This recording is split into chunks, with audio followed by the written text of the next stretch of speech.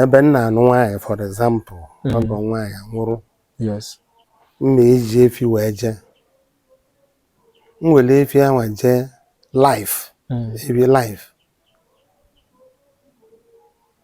ọ bụrụ na fa gbuo efi anwa nye m ofu ọrụ ya fa ma akpụzi m ego. Okay. Yes.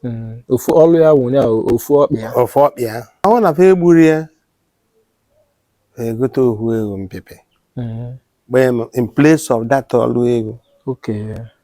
Va ka enye m.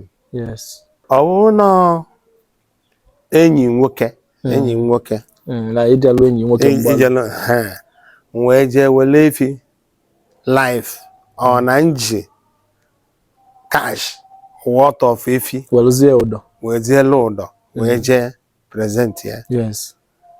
Ha ya akpị m ego i were ego jee ụlọ ọnwụ esie ife na-ericheche nnọọ ọfụma ebe ahụ ihe anazi ọchụ egbena dị mma egbena ọkụkọ nwa eghe.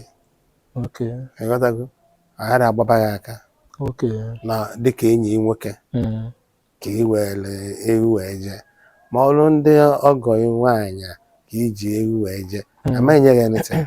Okay. Yes. Maka na ife kwesịrị ime. Maka na ife kwesịrị ime. Okay.